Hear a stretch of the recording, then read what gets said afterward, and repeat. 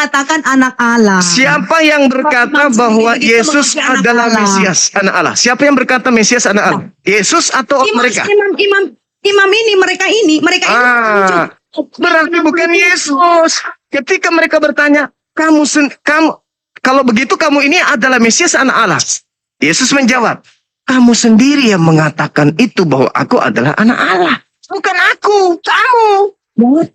Jadi jadi gini ya. Lihat baik-baik kalimat ini, narasi ini baik-baik, lihat kalimat ini baik-baik ya. Di situ jelas firman Tuhan. Kan ya. Yesus dituduh. Kamu ini, kalau begitu kamu ini Mesias. Yesus kan mengakui bahwa aku anak Allah. Apa dia? Yesus sendiri mengatakan bahwa aku lah. Di mana dia mengakui itu? Di mana dia mengakui? Itulah anak Allah. Kamu sendiri yang mengatakan. Lihat kamu 71. Kamu yang mengatakan. 71. Lihat yang 71 itu bukan ucapan Yesus itu. Itu apa? Itu bukan. Ya. Berarti kita ini telah mendengarnya dari mulutnya sendiri. Jadi berarti mereka tidak perlu lagi kesaksian, bahkan berarti dengar dari mulutnya sendiri bahwa Yesus adalah anak Allah. Berarti mereka semua percaya kalau Yesus Mesias kan? Ya, percaya. Nah, apa maksud dari oknum ini mengatakan andaikan pun sekalipun aku mengatakannya kamu tidak akan percaya? Apa yang tidak mereka percaya di situ? Nah, yang mereka nantikan adalah ya kan dia seperti yang Yesus. Meloncat lagi. Nomor 71. Nomor 70. Orang-orang itu sudah percaya kalau dia adalah Mesias. Makanya disalib 71-nya. Apalagi gunanya kita mendengarkan dia. Dia sudah mengatakannya sendiri. Berarti mereka percaya kalau dia itu adalah Mesias. Berarti yang ingin oknum ini katakan sebenarnya namun tidak akan dipercaya adalah bahwa aku bukan Yesus. Yesus sekarang sudah duduk di atas. Itu jedar. Jadi itulah yang ingin dia katakan oknum ini.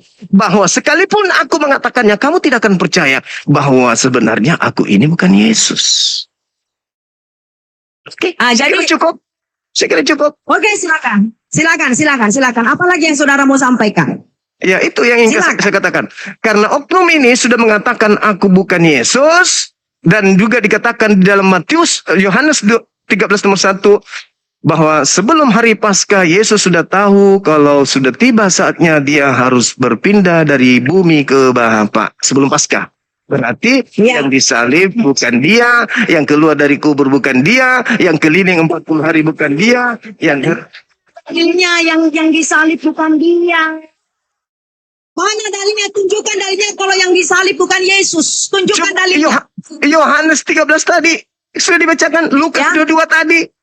Lukas 22 tadi dia mengatakan itu penyiapan untuk penyaliban Yesus. Jadi dengarkan sebelum Yesus disalibkan, Yesus itu sudah jelas dulu di mahkamah agama untuk dihakimi. Sudah jelas. Untuk dihakimi. Apanya lagi yang dihakimi bukan Yesus? Begini, Bang Suma. Yang disalib bukan Yesus, yang keluar dari kubur bukan Yesus, yang Anda sembah bukan Yesus. Sudah selesai. Kebenaran firman Tuhan, karena saudara sendiri firman Tuhan lagi. Kata Lukas dibilang firman Tuhan.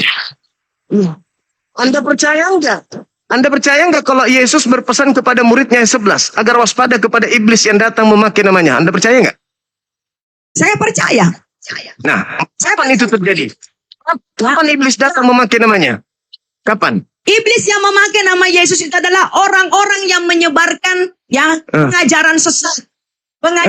Jadi iblis menyesatkan banyak orang. Yesus ini menyampaikan tentang pengajaran bahwa hati-hatilah. Ya, itu ucapan Yesus kepada orang Yahudi kan? Menyamar sebagai nama Yesus. Nah, itu ucapan Yesus kepada orang Yahudi kan? Ya, kepada murid-muridnya. Orang Yahudi atau bukan? Orang Yahudi. Orang Yahudi atau bukan? Orang Yahudi atau bukan? Coba lihat dalilnya di mana? Dalilnya di mana? Coba lihat dalilnya. Saya mau lihat, saya mau tahu dalilnya. Matius 24 nomor 3. Matius 24 nomor 3. Ada nggak orang Roma di situ? Ada nggak orang Belanda di sana? Ada nggak? Di sini jelas permulaan penderitaan. Ya, Ya, di sini jelas yang permulaan penderitaan. Ketika Yesus duduk di atas Bukit Zaitun, datanglah murid-muridnya kepadanya. Siapa murid-muridnya di situ? Siapa muridnya di situ? Yesus, ke-12 murid Yesus, kita dengarkan dulu. Ada nggak pemakan babi di situ yang hadir? Murid-muridnya? Kenapa jadi kebetong? Iya, makanya saya tanya, kalau di ke sana selesaikan dulu ini. Supaya Anda tahu, supaya Anda tahu di situ ada orang non-Yahudi. Ada nggak di situ? Saya paham. Ada nggak? Yesus mengajar kepada murid-muridnya. Orang Yahudi kan? Ya, orang Yahudi. Ya, di sini murid-murid Yesus, murid-murid yang percaya kepada Yesus. Ada nggak di situ orang yang tidak bersunat? Kenapa mengarah lagi ke sunat? Iya, harus. Anda harus jujur mengakui. Ya. Anda harus mengakui bahwa yang datang. Jangan mengarah ke bebek, jangan mengarah. Loh. Yesus, ibu. Yesus mengatakan. Tapi hukum Taurat. Yesus mengatakan. Yesus mengatakan, jangan kau melemparkan barang kudus kepada anjing. Jadi tidak mungkin ada non-Yahudi hadir di situ, nggak mungkin. Artinya begini, ya, makanya saya baca dulu firman-nya. Saya ingin Anda jujur. Tunggu dulu. Di situ menyampaikan ada nggak di situ orang non Yahudi? Ada orang non Yahudi di situ. Yesus duduk di atas Bukit Zaitun. Kayaknya ini masuk ke tipuan dia yang kedua. Sakap sendirian dengan dia. Kata mereka, katakanlah kepada kami, bila manakah itu akan terjadi? Dan apakah tanda kedatanganmu dan tanda kesudahan dunia? Jadi murid-murid ini bertanya kepada Yesus, apakah tanda-tanda kedatangan, ya? Apakah tanda-tanda kesudahan dunia? Dan kedatanganmu. Dan kedatanganmu. Ada nggak tanda-tandanya keluar dari kubur? Ya? Ada nggak? Lalu dengarkan di ayat yang keempat. Dengarkan dulu ayat yang keempat. Jawab Yesus kepada mereka. Mereka, bukan kepada Kristen. Ya, mereka itu murid-murid Yesus. Ada Paulus nggak di situ? Ada Paulus nggak di situ sebagai murid? Jangan mengarah ke Paulus dulu. Saya tanya, ada nggak Paulus di situ? Rasul Paulus waktu itu dia masih menjadi Saulus.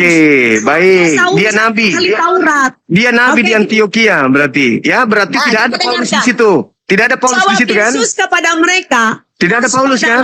Tidak ada. Jangan ada orang yang menyesatkan kamu. Nah, nanti Paulus datang tuh. Orang akan datang dengan memakai namaku. Dan berkata, Pula Mesias, mereka akan menyesatkan banyak orang.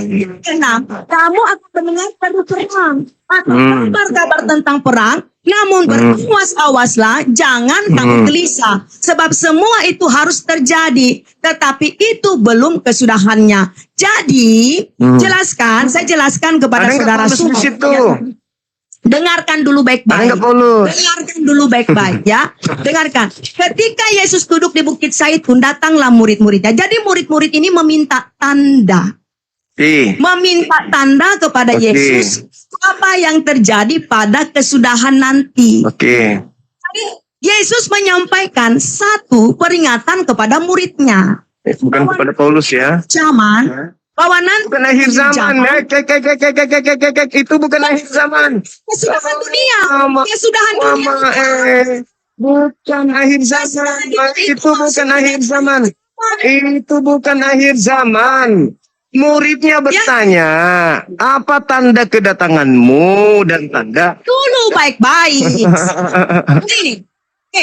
Yesus dunia itu yang akan berakhir dunia ini. Iya, tapi penyesatnya datang kepada murid Yesus. Sebelum dunia ini berakhir, dengarkan baik-baik. Sebelum dunia ini berakhir, jawab Yesus kepada mereka. Yesus sudah memperingatkan murid-muridnya supaya mereka waspada. Mengapa? Karena banyak orang yang akan menyesatkan. Artinya sebelum dunia ini berakhir, akan banyak para penyesat dan nabi-nabi palsu.